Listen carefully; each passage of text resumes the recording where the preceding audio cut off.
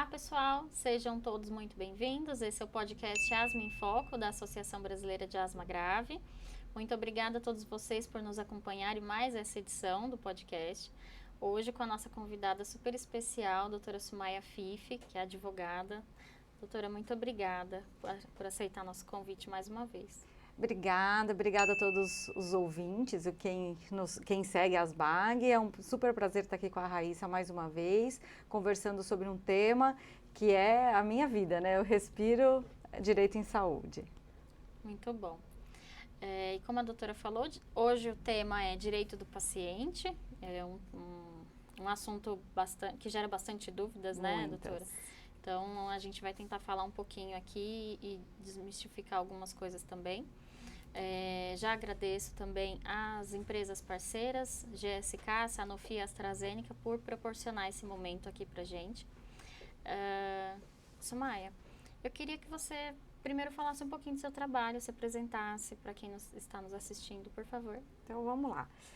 Eu sou advogada já há 23 anos, eu tenho um escritório e hoje eu assumi a diretoria jurídica da ABEM, da Associação Brasileira de Esclerose Múltipla, e desde então a gente trabalha não só no front, né, nos cuidados com os pacientes, os familiares, mas também na construção de políticas públicas que melhor atendam a essas pessoas, né? Eu me especializei em Direito do Terceiro Setor em 2003, quando então eu conheci a ABEM, e entendi que era um mundo diferente, que eu precisava entender como funcionava. Eu sou da primeira turma de terceiro setor da GV, estou ficando velhinha. E aí eu fui entendendo as demandas desse público, né? E com isso veio também, acabei me especializando em Previdência Social por conta das demandas, que naquele momento era um boom, todo mundo queria saber como que funcionava a Previdência, como que funcionava o benefício por incapacidade. E de lá para cá, eu vim fazendo uma série de capacitações e de extensões, todas voltadas no cuidado de pessoas e no direito em saúde propriamente dito. Entendi. Obrigada, doutora. Imagina. E essa questão do direito do paciente? A gente pensa como cidadão, né, entende que nós temos vários, a gente tem direitos e deveres também, mas de fato, o que é o direito do paciente? Eu gosto muito daquela, quando eu era criança pequena lá em Barbacena, a gente tinha aula de OSPB, né, que a gente não vê hoje mais nas escolas, que falava então que todo mundo que tinha direitos também tinha uma parcela de deveres. Muitas vezes nós na sociedade, no dia a dia, a gente se esquece, né, de que a gente não tem só direitos, que a gente também tem alguns deveres. Eu vou até pegar uma colinha aqui para a gente falar. O SUS tem as 6 regrinhas dos pacientes, que eu acho bem legal da gente focar aqui. Eu vou até ler para a gente não esquecer nenhum deles, tá? E aí, por que eu falei dos deveres? Porque aqui ele vai falar, inclusive, dos deveres dos pacientes. Então, são os 6 direitos dos usuários do SUS, né? Todo cidadão tem o direito a ser atendido com ordem e organização. Todo paciente, né, tem direito a um atendimento de qualidade. Todo cidadão tem direito a tratamento humanizado e sem discriminação. Todo cidadão tem direito a ver o próprio prontuário sempre que quiser. Todo cidadão usuário do SUS também tem deveres ao buscar o atendimento. E todos devem se empenhar para cumprir o disposto na Carta dos Direitos dos Usuários do SUS. Ou seja, toda vez que a gente pensar que a gente tem um direito, a gente tem que pensar que junto dele vem um dever. E quais seriam esses deveres, né? Que a gente muitas vezes fala, eu tenho direito a ver meu prontuário, eu tenho direito a um atendimento humanizado, mas eu tenho direito, o dever de chegar no horário, né? Eu tenho o dever de ir acompanhado se eu sou um menor incapaz ou um idoso, né? Eu tenho o dever de fazer o autocuidado em casa, né? De promover esse autocuidado. Então, muitas coisas também fazem parte daquilo que é extra-consultório e não só o que acontece dentro do consultório do médico, né? Ou do equipamento de saúde como um todo. Muito bom.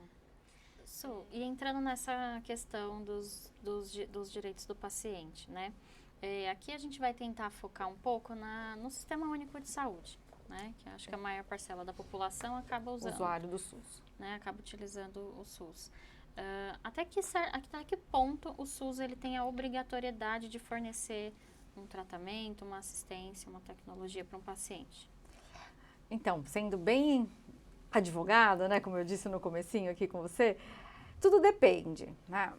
Lá na nossa Constituição Federal, a gente tem um artigo que fala, que é o artigo 196, que fala do direito à saúde, né? Que todos nós temos direito ao acesso integral e universal à saúde. Mas a gente tem que entender que os recursos são finitos, né? Não é assim, o céu é o limite. Eu não posso também... a gente tem que lembrar que direito é coletivo. Se a gente tiver isso organicamente na gente, a gente compreende que o direito não é para uma única pessoa. É para um grupo de pessoas, é para uma coletividade, é para um colegiado. Por isso ele chama coletivo. Quando eu penso nisso, e qual é a intenção do legislador quando ele pensou num acesso integral e universal? Ele quer que todo mundo possa ter o acesso a uma saúde digna de segurança. E hoje a gente tem vários recursos, novas tecnologias surgindo todo dia, a gente tem um avanço tecnológico que traz novas terapêuticas, né? E que muitas vezes essas terapêuticas são muito caras. Sim. E aí a gente fica naquela discussão, né, filosófica. Eu trato, com o valor que eu vou investir numa pessoa, trataria quantas outras, né? Sendo que uma vida tem o mesmo valor, né? Então, essa é uma discussão que eu sempre falo assim, olha, depende de muitas análises. Eu entendo, eu como cidadã, como pessoa, gostaria que o SUS fosse capaz de ofertar, né, todas as terapias, sejam elas medicamentosas, sejam elas produtos ou equipamentos de saúde, para que todos os cidadãos pudessem ter acesso. Mas a gente sabe que esses recursos são finitos e, portanto, existe uma escala, uma ordem administrativa para que esse acesso efetivamente chegue às pessoas. Entendi. Pulando um pouquinho aqui a ordem do nosso raciocínio, mas ainda nessa questão do acesso. O que de fato é um acesso à saúde, né? Acesso a um direito mesmo do paciente. Quando a gente fala em questão de tratamento, né? De alguma doença, no caso aqui a gente está falando sobre asma também. Eu sempre costumo dizer que quando a gente pensa em acesso, é o doce embalado, né? Não adianta você só ter o doce, você tem que ter a capacidade de desembalar esse doce, né? Se eu tenho lá um medicamento instituído, quer seja no rol da ANS para o mercado privado, quer seja num protocolo de diretrizes terapêuticas para o SUS, e esse medicamento não chega no paciente, eu não estou falando de acesso. Né? Eu posso até incorporar um medicamento no SUS, mas se esse medicamento não chegou na ponta, se a secretaria não teve condições de fazer uma PAC, de fazer o diagnóstico, vamos dar um passinho para trás. Se o paciente não teve diagnóstico, ele não vai ter uma PAC de medicamento e, portanto, ele não vai chegar naquele medicamento que está lá garantido por um protocolo. Então, acesso não é só eu ter incorporado uma tecnologia, eu efetivamente fazer o cumprimento disso a ponto de que eu proporcione qualidade de vida para aquele usuário. E pensando em incorporação de tecnologia, né, novos medicamentos, um tratamento em geral, nós como pacientes também temos a nossa responsabilidade nisso, né, a nossa parcela, para tentar promover esse tipo de tratamento, seja no SUS ou na ANS. Para explicar um pouquinho para o pessoal, né, que você citou algumas siglas, o rol da ANS, o PCDT, o que é o PCDT, né, e como que nós, pacientes, podemos colaborar ou contribuir para que o nosso tratamento seja uma realidade e acessível, como a gente falou aqui agora nessa última... Excelente, Raíssa. O PCDT é um protocolo clínico de diretrizes terapêuticas. Esse protocolo é um vetor. O Brasil é um continente e que temos médicos, muitas vezes não especialistas, em várias regiões do país. E esses médicos, eles têm que ter condições de tratar as pessoas, né, dentro de um protocolo seguro, que já foi avaliado tanto lá na Anvisa, quando ela fez o registro, né, a Anvisa é a Agência Nacional de Vigilância Sanitária, que registrou esse medicamento, e o Ministério da Saúde, através da sua CONITEC, que é a Comissão de Avaliação em Tecnologia em Saúde do SUS, incorporou esse medicamento nesse protocolo de tratamento, vai então disponibilizar para toda a rede pública, né, médicos especialistas ou não, para o tratamento daquele usuário. O protocolo, eu entendo ainda que seja importante no país, porque a gente não tem condições de ter especialistas em todos os lugares e que, portanto, sim, a gente ainda precisa de receita do bolo, de como tratar essas pessoas, né? E por uma segurança do paciente, né? Esse protocolo, ele é um documento público, então quem tiver curiosidade, quiser ter acesso, basta acessar o site da Conitec, que é Conitec, né? Agora está todo mundo no .gov.br, vai lá no ícone protocolo, aí ele está dividido por letras, você coloca em A de asma e vai te dar tudo que tiver de tratamento para asma grave, asmas em geral, né? No SUS. No SUS. E aí você consegue ter acesso a esse protocolo. Lá no protocolo, muitas vezes, ou ele está em linhas de terapêuticas, ou ele está classificando quais medicamentos estão disponíveis no serviço público. Então, se o paciente, muitas vezes, precisar utilizar algum outro medicamento que ainda não está suportado no SUS, temos um grande problema, né? Muitas vezes esse paciente acaba judicializando. Eu entendo que a gente não precisa romantizar a saúde, né? E nem achar que a judicialização é um bicho-papão. Judicialização ainda é meio de acesso no Brasil, né? Toda vez que eu tenho ainda uma resposta não adequada do ente público, né, no serviço de saúde, eu acabo ensejando que esse paciente busque o recurso da judicialização. Lembrando que são pouquíssimos, né?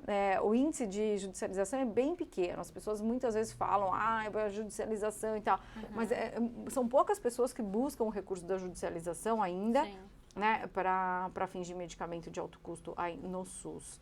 Então, a gente não recomenda, porque a gente sabe que é caro e trabalhoso. E a gente tem a questão também que se esse paciente não tem dinheiro para contratar um advogado, ele vai ter que usar a defensoria. A defensoria tem um limitador de renda.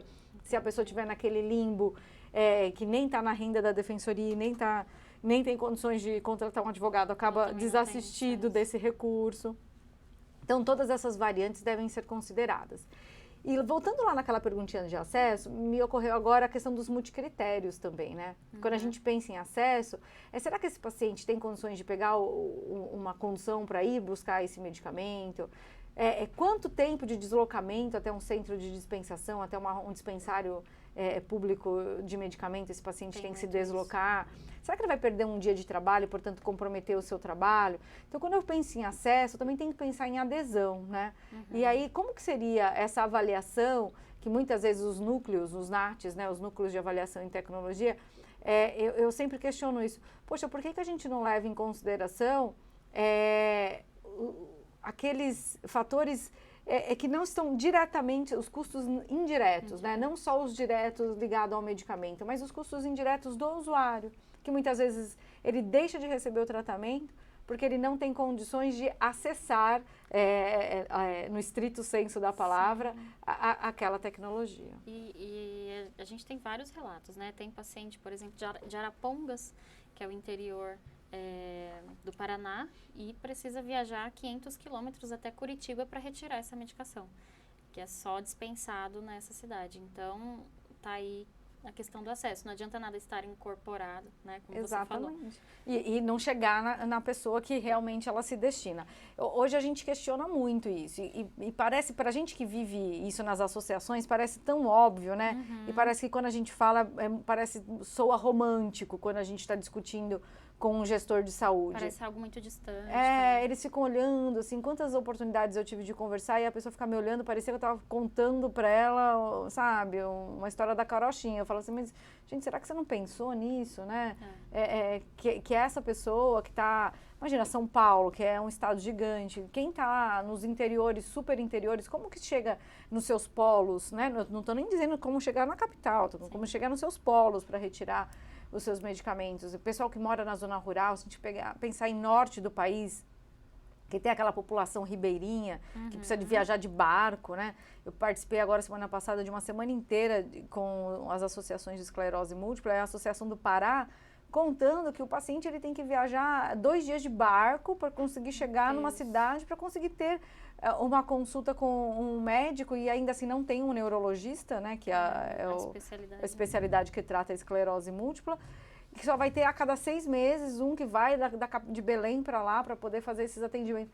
Aí você fala assim, isso é acesso? Então a gente é privilegiado, né? E na asma nós avançamos bastante, né, nessa questão da tecnologia. No SUS a gente tem 2 medicamentos já incorporados. É pouco, mas é uma vitória, né, para os pacientes. E até pouco tempo a gente não tinha nada disso no protocolo de asma, né? Era bem defasado. Então, hoje a gente tem acesso a 2 imunobiológicos e para o paciente isso é um ganho muito grande. Mas tem todas essas variáveis, né? E ainda tem que considerar o fato da infusão. Tem alguns medicamentos que você não pode receber num consultório médico, tem que internar para receber a medicação, né? Então, tem toda essa questão da logística que a própria secretaria precisa levar em consideração. E se não tiver um local onde a pessoa possa fazer a infusão, vai fazer aonde, né? Hoje, cada vez mais, eu falo, quanto mais eu estudo, menos eu sei. Porque você fala assim, gente, a saúde é muito complexo. É muito complexo. Envolve o advogado, o gestor de saúde, a indústria, que tem que ser um player parceiro do Estado, porque é ela que detém a tecnologia, as associações de pacientes, né? A atenção primária, que no fim das contas é quem entrega a maior parte dos serviços em saúde, né? Os equipamentos de saúde precários que a gente tem hoje também, se a gente avaliar quantos equipamentos em saúde público a gente tem, com uma estrutura robusta, né, para o atendimento, para a reabilitação desses pacientes em asma, quantos ambulatórios a gente tem que tem uma reabilitação em fisioterapia respiratória? Então, assim, é bem complexo. Sim. E ainda falando da questão dessa judicialização, é legítimo judicializar uma medicação quando ela já está incorporada? Porque acontece do paciente procurar a assistência farmacêutica e às vezes nem, ou por falta de informação, esse pedido é negado. E aí, o paciente procura logo um advogado, uma orientação. Eu acho que essa é a forma mais legítima, inclusive. Porque se o medicamento já está incorporado, ele já passou por todos os estágios, por todas as avaliações, e o Estado ou incorporou via ANS no rol, ou ele incorporou num protocolo de tratamento, e ele se omitiu, mesmo após a incorporação, em dispensar aquela terapêutica para aquele paciente, aí eu acho mais legítimo do que se não tiver incorporado. Porque daí você passou por todos os crivos, você cumpriu esgotou as vias administrativas. Você, enquanto usuário, fez aquilo que estava a seu alcance. O medicamento está lá, a legislação diz que o Estado tem que suportar aquele tratamento, você fez a solicitação e ainda assim o Estado ou o agente privado, né, que é do plano de saúde, não te atendeu. Vou dar um exemplo. Meu marido tem asma, né? Você sabe. E a gente pediu um medicamento novo também, recém-incorporado no rol da ANS. Aí, vamos judicializar? Eu falei, vamos tentar a via administrativa, né? Eu, sendo advogada, falei, não, vamos tentar a via administrativa. Levou 22 dias para chegar esse medicamento. Então, assim, é muito tempo. Sim. É muito tempo. Você aguardar 22 dias para eles dispensarem um medicamento que está no rol. Né? Então, assim, quando eu enviei o último e-mail dizendo, olha, é o último aviso, vou judicializar, o negócio aconteceu. Né? Então, hoje, a gente tem as NIPs, né, lá na ANS, que funcionam muito mais, até mais rápido do que a própria judicialização. Porque daí as operadoras têm prazo de 5 dias para responder, e fica todo mundo lá desesperado, porque eles perdem ponto, né, na ANS, se não respondem no tempo. Então, se algum ouvinte aqui tiver algum problema com o plano, antes de pensar na judicialização, abra um chamado via ouvidoria, que eles vão te dar um número e você entra lá e faz... Ouvidoria da Anvisa. Da ANS. E faz uma notificação, né, que é a NIP, contra a sua operadora com aquele número do protocolo que você registrou na ouvidoria. Funciona super mais rápido do que você judicializar e ter até o recurso do advogado, seja ele público ou privado. Sim, muito interessante. Voltando algumas casas para trás, falando de diagnóstico, né? É bastante difícil da gente conseguir um especialista, no caso da asma grave, né? O asmático clássico, né, pode e deve ser acompanhado na atenção primária, né? O clínico geral, o pediatra tem que estar, né, normalmente está apto a tratar esse paciente. Mas quando a gente fala de uma asma grave, que é uma doença que a gente precisa de um acompanhamento mais especializado, na rede pública não é tão fácil da gente ter acesso, né? O paciente entra para aquela fila do CROSS e aí, para nós, fica bastante vago, porque será que esse paciente se mistura com outras patologias nessa fila? E há algum outro recurso? Também existe judicialização para isso, quando precisa de um atendimento especializado, com mais urgência, porque a gente tem relato de paciente que leva 2 anos para conseguir passar com o pneumologista, ainda sem diagnóstico, então ainda está sem tratamento. Tem paciente que, né? Eu acho que esse é um gargalo da saúde, assim, e não é só em asma, né? A gente passa por esse gargalo em todas as patologias. Então, para você ter ideia, em esclerose múltipla, a jornada do paciente entre a suspeita e a conclusão do diagnóstico leva até 5 anos. Porque se você for pensar que o paciente ele chega na atenção primária ou numa UPA, na porta de entrada, com uma crise de asma grave, ali ele é tratado, encaminhado para um especialista, que ele só vai ter consulta 6 meses depois, para pedir os exames, para ele ter mais 6 meses para realizar os exames, para voltar com o especialista, a gente já levou 2 anos. Para o cara fechar o diagnóstico, para aí sim ingressar numa conduta terapêutica disponível, quer seja no SUS, né, ou no rol aqui, caso ele tenha um plano de saúde. Então, cabe a judicialização em qualquer momento, né? A gente não recomenda, óbvio, né, que eu acho que sempre que a gente judicializa, a gente onera o Estado de uma forma desproporcional. Eu nunca vou falar para ninguém, vamos judicializar, vamos lá, a gente não fomenta isso. O que a gente diz é que existe essa via de acesso, que se você se sentir lesado e que se realmente não restou alternativa, essa é o único caminho, né? Nos casos do diagnóstico, é super importante procurar as associações de pacientes, eu sempre digo isso, porque a associação vai saber melhor articular a rede de atenção também.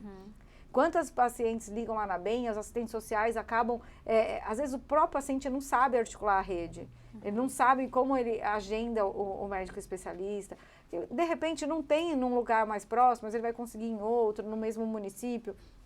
Então dá para a gente fazer esse arranjo com a família e com o paciente através das associações. Eu acho que esse é um papel, um dos mais fundamentais das associações, é essa articulação, encaminhamento do paciente para a rede de apoio. Com certeza, e é a informação, né? Eu acho que quando a gente começa a entender melhor do passo a passo, de onde buscar, né? Qual o próximo passo, né? Por onde começar a buscar esse profissional, depois a sua medicação, é super importante, né? Já aconteceu vários casos do paciente procurar a associação, eu não estou conseguindo, fui na farmácia de alto custo e me negaram a medicação. E aí, normalmente, a assistente social, a gente pede o telefone, CPF, né, os dados da pessoa, a gente liga na farmácia de alto custo, na Secretaria de Saúde, e aí que eles vão nos explicar que foi falta um atraso numa compra, né, às vezes dá alguma desculpa ou então explica realmente o ocorrido. E às vezes a gente consegue fazer até um telefonema em coletivo, fala, são vários pacientes que nos procuraram dessa cidade, né, para tentar resolver em conjunto e tem dado certo, assim. E funciona. E eu acho que essa aproximação também com os gestores é positiva, porque a gente demonstra que a gente não está ali. Eu sempre acho que quando a gente é combativo, as pessoas não nos recepcionam bem. Mas quando a gente tem um approach colaborativo, né, quando a gente vai lá na intenção, olha, como que a gente pode colaborar para melhorar o serviço de vocês? A gente tem um dado aqui, a gente tem a informação, a gente está divulgando isso. O que vocês querem que a gente divulgue também para os usuários? Que muitas vezes o usuário, ele não tem a informação, vai no lugar errado, buscar o recurso errado e acha que não foi atendido. Com falta de documento. Com falta de documento, a PAC preenchida errada, que é muito comum, e aí a gente briga com os médicos, fala, olha, doutor, tem que... Porque toda hora também muda esses documentos. Esses caras, coitados, mal recebem treinamento e ainda tem que ficar gastando tempo para preencher esse monte de papel. Então, de verdade, assim, hoje, toda vez que eu penso em saúde, a gente não dá mais para ter uma visão recortada. O médico, o paciente, o equipamento. Se a gente não conseguir ter isso de uma forma holística, né, a gente não compreende o funcionamento dessa engrenagem. Com certeza. Em relação ao tratamento, uma dúvida muito grande é se o médico ele pode se negar a prescrever algum tipo de tratamento, né? Ou passar alguma informação para o paciente. Um relato que a gente já teve aqui é de uma mãe de paciente que soube, através de grupos, né, de alguns medicamentos inalatórios, mas esses não estão ainda preconizados no PCDT do SUS. Pedindo, né, conversando com o médico do posto de saúde em relação a essa medicação, o médico ainda não se negou, né, mas ainda manteve um outro tratamento, que é um tratamento que faz parte já do PCDT. O médico, ele tem a obrigatoriedade, ou o paciente ele tem direito de ter acesso a uma prescrição de um medicamento que não seja do SUS. Ele pode pedir, né, para o médico fazer essa prescrição, mesmo que o medicamento não esteja incorporado? Poder ele pode, né? Eu acho muito difícil hoje o médico ele prescrever algo que ele sabe que o paciente não vai ter acesso, né? O que é diferente dele manter o paciente informado. Né? O médico tem o dever de informar o paciente sobre o seu diagnóstico, sobre suas linhas de cuidado e sobre sua conduta terapêutica. E ele tem que saber que existe XYZ tratamento e que no SUS só está disponível o X e Y. E que, portanto, aquele outro medicamento não está no SUS e, portanto, ele não vai prescrever por conta disso. Eu acho que essa informação transparente, clara, é uma construção, inclusive, do elo de confiança entre o paciente e o médico, né? Sim. Então, assim, quanto de confiança esse paciente vai depositar nesse médico que suprime informação. E a gente sabe, né, ali na gestão do dia a dia de associação, a gente sabe também que muitas vezes também a gente tem é exacerbado aí, os pacientes estão ansiosos, às vezes não entende ou não compreende o que o médico acaba dizendo, que eu fico imaginando assim, por que um médico ele não iria informar para um paciente? Eu não consigo crer que uma pessoa que escolha fazer medicina, escolha atender SUS, tenha esse tipo de conduta, né? E se isso acontece, eu acho que faz parte dessa relação de confiança do paciente inquirir o médico. Fala, oi, doutor, eu sei que existe um medicamento X, como é que estamos com a evolução dele aqui no SUS? Tem proposta de incorporação? E se também ele teria essa indicação. Exatamente. Né? Às vezes o cara até tem o medicamento, mas ele não é indicado para aquele tipo de asma que o paciente apresenta. Né? Essa é uma relação muito sutil, né, entre aquilo que o paciente deve e o que o médico deve fazer. O que deve existir nessa relação é confiança, respeito e, sobretudo, o paciente tem que ser informado da sua doença, do seu diagnóstico e de como ele será tratado. Isso é fundamental nessa relação. Entendi. E o contrário, o paciente ele pode se negar a receber algum tipo de tratamento? Pode. O paciente ele pode recusar ser tratado, né? É um direito, infelizmente, é um direito, né? A gente experimenta algumas religiões que não fazem transfusão de sangue, né? Ou transfusão de qualquer outro tipo de órgão. Então, assim, é um direito do paciente escolher não receber tratamento. Entendi.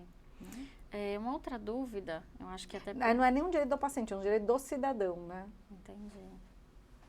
Em relação ao prontuário médico, né? Nessa jornada de diagnóstico, de realização de exames, você entender e tal, a questão do prontuário médico é de direito do paciente, a gente pode solicitar, pode ter acesso, mesmo que o paciente talvez muitas coisas não vai entender o que está escrito ali. É direito do paciente conhecer do seu prontuário médico, lembrando que se é um paciente menor ou incapaz de qualquer circunstância, ou até mesmo um paciente em coma, né, que não esteja lúcido para tomar as decisões, o responsável familiar poderão solicitar. Então, assim, todo paciente tem o dever de conhecer o seu prontuário médico. Entendi. Isso é indiscutível, né? Eu fico assustada quando as pessoas ainda hoje, em pleno 2023, ainda perguntam, o paciente pode ter direito ao prontuário? Óbvio, né? Ele tem que ter direito, né? A gente tem que conhecer esse paciente. E ele tem o direito de saber que conduta terapêutica ele... Imagina um paciente internado, a gente tem que saber que medicamento ele está tomando, né? Que tipo de visita ele está acontecendo que terapia complementar está sendo assistida àquele paciente. Isso aconteceu comigo já várias vezes. A Giovana passou por 32 internações, né? Então, a enfermeira vinha com medicamento, eu queria saber mesmo que era soro para lavar o acesso, eu queria saber o que estava sendo ali, né? Administrado justíssimo. Nela. E aí toda alta eu queria o prontuário para levar para a médica que acompanha, até que eu precisei escolher um único hospital para todas desde de uma visita no pronto-socorro até a internação. Porque quando eu ia para um outro local, eu tinha que explicar, eu tinha que exigir, e aí às vezes, né, o hospital se negava. Ainda que você pode ter essa opção de escolher mas e se você estiver viajando, por exemplo? Como você faz? Né? E a sua filha tem alguma crise? Exato. Então, eu acho que hoje o que falta, na verdade, é empatia, né? Eu não gosto muito dessa palavra aí da humanização, porque nós somos humanos, a gente tem que ser tratado como seres humanos. Eu acho que o que falta é empatia, né? Da gente se colocar no lugar do outro, né? Recentemente eu experimentei, assim, o exercício mais terrível. Olha, eu estudo acesso, conheço de acesso, trabalho numa associação de paciente, consegui articular minha mãe dentro do sistema para tratamento, foi super difícil. E eu não encontrei empatia de ninguém, em nenhum lado, né? Então, assim, e eu sempre brigando, discutindo. Minha mãe passou uma série de internações, porque ela teve um monte de complicações sequenciais. E tudo que você pedir, todo mundo torce o bico. Até que você tem que chegar a um ponto da carteirada, né? Você apresenta, olha, eu não sou uma pessoa ignorante, eu sei do que eu estou falando, eu tenho o direito de conhecer o prontuário da minha mãe. Às vezes a gente precisa partir para si. Eu falo assim, gente, é o cúmulo a gente tem que chegar nesse nível de estresse, sendo que vocês poderiam ter me dado aquilo que é óbvio, né? Então, eu entendo, assim, sou solidário a essas mães, a essas pacientes que passam por isso, porque infelizmente ainda acontece. E eu não sei que tanto tem de segredo, né, que eles têm dificuldade em dar o prontuário. Então, eu acho que um caminho, né, para o paciente entender um pouco mais dos seus direitos, pelo menos no Sistema Único de Saúde, é começar, talvez por buscar o PCDT, o protocolo, né? Existe, né, em Health Literacy, né, que o paciente esperto e bem informado é aquele paciente que vai conseguir administrar melhor o seu tratamento. Quando a gente tem educação em saúde, é isso. É o paciente ele ser protagonista do seu tratamento, né? Não ser mero coadjuvante. Né? O protagonista não é o médico. Né? Eu falo que o médico é o taxista, ele está ali conduzindo esse tratamento. Mas o protagonista dessa relação é o paciente, muitas vezes o familiar, né? Quando é menor e tal. Porque ele precisa entender por que ele tem aquele tratamento. Ele tem que aderir àquele tratamento, ele tem que ser corresponsável na administração do seu medicamento, dos horários, da sua qualidade de vida, do seu autocuidado. Eu vou praticar atividade física. Eu sei que... Estou chutando aqui, tá? Eu sei que muitas vezes eu me expor a uma situação que vai me desencadear uma crise, então eu não deveria também evitar que isso acontecesse? Eu não deveria me poupar? Quais seriam, então, as responsabilidades desse paciente na condução daquele... Não largar o tratamento. Não largar o tratamento. Cansei, não quero mais tomar esse remédio, vou lá, largo. Não... Porque o médico sozinho não vai fazer milagre. Né? Então, assim, eu sempre digo... E nem o sistema de saúde. E nem o sistema de saúde. Todos nós somos atores nesse sistema. E cada um tem o seu papel. E o protagonista nesse grande teatro é o paciente. Ele tem que saber do seu tratamento, ele tem que se informar, ele tem que ter o autocuidado, ele tem que participar, né? Isso é difícil num país onde a gente tem milhões de analfabetos, pessoas sem acesso à internet, sem acesso à informação, é difícil. Mas aqueles que têm essas condições têm o dever de manter a informação. Né? E às vezes também até de multiplicar isso, né? Não, com certeza, a gente tem que ser um multiplicador. Acho que a informação não pode ficar pra gente, né? A informação tem que ser compartilhada. Passou super rápido essa nossa conversa. E eu queria que você deixasse uma mensagem, assim, né? como um ponto-chave aqui da nossa discussão sobre direitos e deveres do paciente, que hoje a gente aprendeu que não é só falar de direito, a gente falar de dever. Eu acho que a principal mensagem que a gente pode dizer aqui, que a saúde, o SUS ainda é o nosso, a nossa grande conquista, né? O SUS realmente é uma conquista de todos. E a gente tem que aprender a usar, inclusive, as ferramentas de participação social. Né? Então, sempre que houver um chamamento a participar de uma perspectiva de paciente, sempre que houver uma consulta pública para incorporação de medicamento, sempre que houver qualquer atividade no cenário onde haja o controle social, que é o exercício da sociedade na atividade pública, a gente tem que participar. Que esse é o momento da voz do usuário. Né? A gente sempre fala, as políticas são construídas sem a nossa participação. Não são. Elas têm esse momento. E é nesse momento que a gente tem que ir lá, tem que falar, tem que participar, que só assim a gente constrói a sociedade tão justa e fraterna que todo mundo espera. Com certeza. E a gente fala tanto, escuta falar de alguns problemas que tem, né, no sistema único de saúde, mas a gente tem que levar em consideração que outros países nem sequer têm isso, né? Não tem.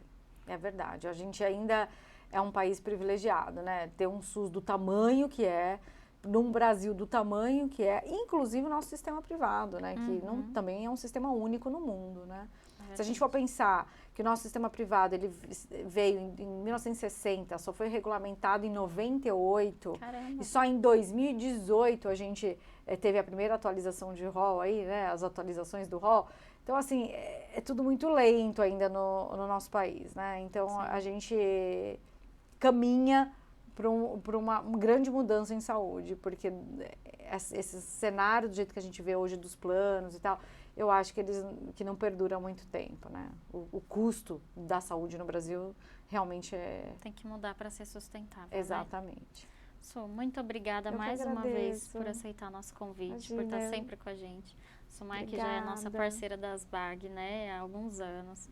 Só tenho a agradecer mesmo. Imagina, eu que super agradeço, parabenizo, Raíssa, por esse trabalho lindo. E eu vou te falar que eu sempre falo que gerir uma instituição do terceiro setor não adianta ter técnica, a gente precisa ter vocação, né? É esse chamado, né, para atuar nesse lugar. Então, parabéns para você por desenvolver esse trabalho tão lindo. Obrigada, Su, para nós, né?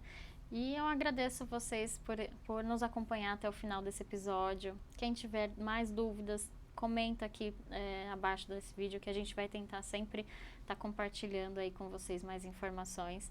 Obrigada mais uma vez às empresas parceiras, Sanofi, GSK e AstraZeneca. E até a próxima, pessoal.